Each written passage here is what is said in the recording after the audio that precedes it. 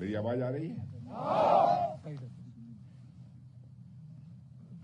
Army chief general Manoj ji Pande, GOC northern command lieutenant general Suchinder Kumar ji, GOC 14 corps lieutenant general Rashim Bali और 102 brigade के बहादुर officers, जेशियो और मेरे बहादुर जवानों, सबसे पहले मैं भारत माता के आप सभी जांबाज सपूतों को तथा आपके परिवार को, क्योंकि होली के अवसर पर मैं नहीं आ पाया था, बिलेटेड मैं हार्दिक शुभकामनाएं देता हूं। विश्व के सबसे ऊंचे रण क्षेत्र में सियाचिन ग्लेशियर पर हिमालय जैसे ही अडिग होकर आप जिस तरीके से देश की सुरक्षा कर रहे हैं, उसके लिए मैं भारत का रक्षा मंत्री होते हुए आप सभी का अभिनंदन करता हूं। साथियों, सियाचिन की धरती यह कोई सामान्य धरती नहीं है। यह भारतीय राष्ट्रीय संप्रभुता और दृढ़ता का एक मूर्त प्रतीक है। यह हमारे नेशनल डिटर्मिनेशन को रिप्रेजेंट करता है। हम जानते हैं कि हमारी राजनीतिक राजधानी दिल्ली है, हमारी आर्थिक राजधानी मुंबई है और हमारा टेक्नोलॉजिकल कैपिटल है, या इसे प्रौद्योगिकी संस्थान कहते हैं, वह बेंगलुरु है। जिस तरह ये सभी जगह हमारी अलग अलग राजधानियां हैं, उसी तरह हमारे भारतीयों की वीरता और शौर्य की राजधानी सियाचिन है। यह भारत के पराक्रम का, मैं मानता हूं, पवित्र मंदिर है।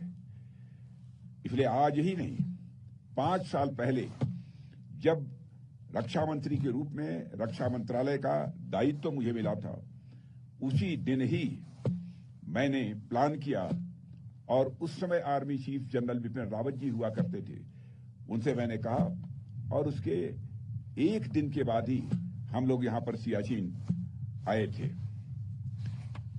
साथियों, यह एक सुखद संयोग है कि अभी पिछली 13 अप्रैल को ऑपरेशन मेघदूत के 40 साल पूरे हुए हैं और 13 अप्रैल 1984 के दिन भारतीय सेना ने एक ऐसा सैन्य अभियान चलाया जिसकी मिसाल आज दुनिया में दी जाती है। ऑपरेशन मेघदूत भारतीय सैन्य इतिहास का एक ऐसा स्वर्णिम अध्याय है जो बीते 4 दशक से एक एक भारतीय को रोमांचित कर रहा है। सियाचिन में चला ऑपरेशन मेघदूत की सफलता हम सभी भारतीयों के लिए, मैं मानता हूं कि गौरव का यह विषय है। दुनिया के सबसे ऊंचे इस युद्ध क्षेत्र में हमारी सेनाओं ने जो बहादुरी दिखाई है, उस पर समस्त भारतवासियों को नाज है। साथियों, वैसे तो मैं अनेक अवसरों पर हमारी सेना के जवानों से मिलता रहता हूं, लेकिन होली के अवसर पर आप लोगों से मिलना और आपके साथ होली खेलना मेरे लिए सबसे सुखद क्षणों में से एक होता है। साथियों, उत्सव और त्योहार मनाने का आनंद अपनों के ही बीच आता है। यह आप लोगों का भी अनुभव होगा। भारत तो पर्व और यह त्योहारों का देश है। होली के पर्व पर मौसम खराब होने के कारण मैं चाहते हुए भी आप लोगों के बीच नहीं पहुंच पाया था। इसलिए लेह में ही वहां जो भी जवान मौजूद थे, उनके साथ मैंने होली मनाई थी। लेकिन तय किया था कि मौसम क्लियर होने के कुछ ही दिनों के अंदर मैं निश्चित रूप से सियाचिन जरूर जाऊंगा, इसीलिए मैं यहां पर आया हूं। देर से ही सही आपको और उनके आपके सारे परिवारजनों को भी मैं बिलेटेड हार्दिक शुभकामनाएं देता हूं। साथियों, आप सभी सैनिक होने के नाते भारत के प्रत्येक परिवार के सदस्य हैं। मैं भारत के सभी परिवारों के प्रेम का रंग लिए आपके बीच आया हूं। आप भले ही मुझे एक रक्षा मंत्री के रूप में यहां देख रहे होंगे, लेकिन मैं एक रक्षा मंत्री के रूप में नहीं, बल्कि आपके स्वजन के रूप में अपने परिवार वालों से यहां मिलने आया हूं। साथियों, आप लोगों के फौलादी और बुलंद हौसलों के घेरों के बीच हमारा पूरा देश खुद को पूरी तरह से महफूज पाता है। हमारे देश की एक लंबी सीमा है और इन सीमावर्ती क्षेत्रों से कभी कभार चिंताजनक खबरें भी आती रहती हैं। इन खबरों के बावजूद आपको मालूम है कि आपका देश एक खुशहाली भरी जिंदगी जी रहा है और लगातार भारत तेजी से आगे बढ़ रहा है। स्कूल हो या अस्पताल, मंदिर मस्जिद हो या कारखाने, ऑफिस दफ्तर हो या दुकान, सब अपनी अपनी गतिविधियों में व्यस्त हैं, मस्त हैं, क्योंकि सीमा पर आप जैसे बहादुर जवान मुस्तैद हैं।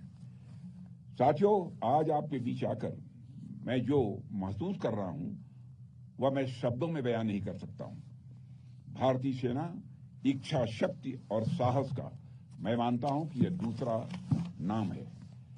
आपके बीच आकर मुझे ऐसा लग रहा है कि मेरे रगों में रक्त की नई धारा का संचार होने लगा है।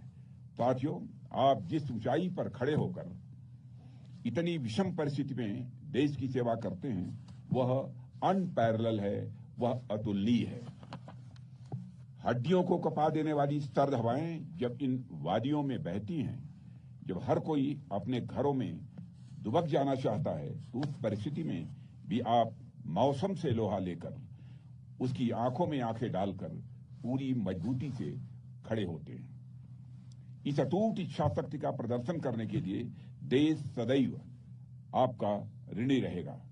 आने वाले समय में जब राष्ट्रीय सुरक्षा का इतिहास लिखा जाएगा, तब बर्फीले ठंडे ग्लेशियर में उबाल लाने वाली आपकी वीरता के कार्यों का गौरव के साथ उसे याद किया जाएगा। साथियों, होली के लिए जब यहां आने का प्लान बन रहा था तो उस समय मुझे एक विचार आया जिसे मैं आप सबसे और आप सबके माध्यम से पूरे देश से साझा करना चाहूंगा। हम सब जानते हैं कि भारत में एक परंपरा है कि जब भी हमारे यहां कोई शुभ अवसर आता है तो उसकी शुरुआत हम अपने आराध्य देव की पूजा अर्चना के साथ करते हैं। हम भोज भी करते हैं तो पहले ईश्वर को भोग लगाने की हमारे यहाँ विधि होती है, उसकी परंपरा है। भगवान को भोजन अर्पित करने के बाद यदि घर में कोई श्रेष्ठ जन आया हो, कोई संत महात्मा आया हो या फिर पुरोहित आए हों, गुरु आए हों, तो उसके बाद उन्हें भोजन अर्पित किया जाता है। इन सबके बाद ही घर के लोग भोजन ग्रहण करते हैं। यह परंपरा आपके यहां भी होगी। मेरे अनुसार ठीक यही चीज हमारे पर्व त्योहारों पर लागू होनी चाहिए। दीपावली का पहला दिया, होली का पहला रंग, यह सब अपने इस भारत के रक्षकों के नाम होना चाहिए, हमारे सैनिकों के साथ होना चाहिए। पर्व त्योहार पहले सियाचिन और कारगिल की चोटियों पर मनाए जाने चाहिए, राजस्थान के तपते रेतीले मैदानों में मनाए जाने चाहिए, हिंद महासागर की गहराई में स्थित पनडुब्बी में सवार भारतीय नौसेना के नौसैनिकों के साथ मनाए जाने चाहिए। उसके बाद ही लोगों को होली, दीपावली जैसे त्योहारों को मनाने में आनंद की अनुभूति होगी। इसलिए मैंने सोचा कि मुझे होली का पहला टीका अगर कहीं पर लगेगा तो हमारे सैनिकों से लगेगा। इसीलिए मैं यहाँ ठीक होली के एक दिन पहले ही आना चाहता था, लेकिन जैसा मैंने कहा कि मौसम खराब होने के कारण चाहते हुए भी मैं नहीं आ पाया। हमारे army chief general Manoj ji Pandey और सुचिंद्र कुमार जी तो यहीं पर थे, और मिस्टर बाली वहां पर थे। पूरी कोशिश की गई, लेकिन आपके बीच उस समय मैं नहीं पहुंच पाया। उसकी वेदना मुझे थी, इसीलिए आज आया। साथियों, तो मैं चाहता हूं कि सैनिकों के साथ ऐसा सेलिब्रेशन हमारी भारतीय संस्कृति का एक अभिन्न हिस्सा बन जाए कि कारगिल की बर्फीली चोटियों पर, राजस्थान के तपते रेतीले मैदानों में, गहरे समुद्र में स्थित पनडुब्बी में, इन जगहों पर हर बार सबसे पहले सम्मान पूर्वक पर्व और त्योहार मनाए जाने चाहिए। यहां हमारे army chief general Manoj ji Pandey भी उपस्थित हैं। मैं चाहूंगा कि आप एयर चीफ और नेवी चीफ से भी बात करके एक नई परंपरा स्थापित कर दें कि भारत में जब भी पर्व और त्योहार हो तो उसकी शुरुआत आप एक दिन पहले देश की सुरक्षा में तैनात जवानों के साथ मनाकर करें। यह हमारा आग्रह है। साथियों, यह राष्ट्र सेवा का आप जो कार्य कर रहे हैं, यह कोई साधारण काम नहीं है, यह एक दैवीय कार्य है। इसका मोल कोई भी कीमत देकर किसी भी सूरत में चुकाया नहीं जा सकता है। यहां सियाचिन की बर्फीली पहाड़ियों में भी आप दुश्मन पर गोली दागने के लिए और अपने सीने पर गोली खाने के लिए तैयार हैं, तभी देश में लोग चैन से हर त्योहार मना पा रहे हैं। रक्षक होने का आपका कर्तव्य आपको देवताओं की श्रेणी में लाकर खड़ा कर देता है। हमारे जितने भी देवी देवता हैं वह सब किसी न किसी तरीके से हमारी रक्षा ही करते हैं। वैसे ही मुझे लगता है कि दुश्मनों से हमारी रक्षा करते हुए आप सभी सैनिक भी हमारे लिए किसी रक्षक देवता से कम नहीं है।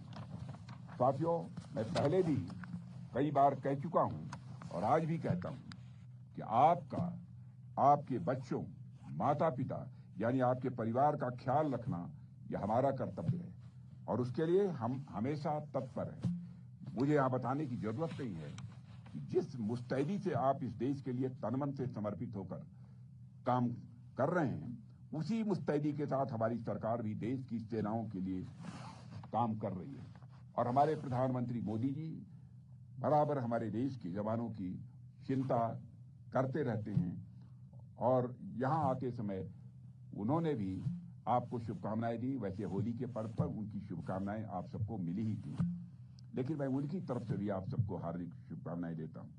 साथियों, होलिका दहन के संदर्भ में एक कथा आती है, मैं समझता हूं आप लोगों ने सुना भी होगा। जब होलिका भक्त प्रहलाद को लेकर अग्नि में बैठती है, एक दैवीय और चमत्कारी वस्त्र ने भक्त प्रहलाद की आग से रक्षा की थी। उसी वस्त्र की भांति आप देश के दुश्मनों की शत्रुतापूर्ण आग से देशवासियों की इसी प्रकार से रक्षा करते रहेंगे। इसी दृढ़ विश्वास के साथ मैं एक बार फिर से आपको और आपके परिवारजनों को देर से ही सही होली की ढेर सारी हार्दिक शुभकामनाएं देता हूं और इसी शुभकामनाओं के साथ आप सभी को धन्यवाद देते हुए अपना निवेदन समाप्त करता हूं। बोलिए भारत माता की, भारत माता की, भारत माता की।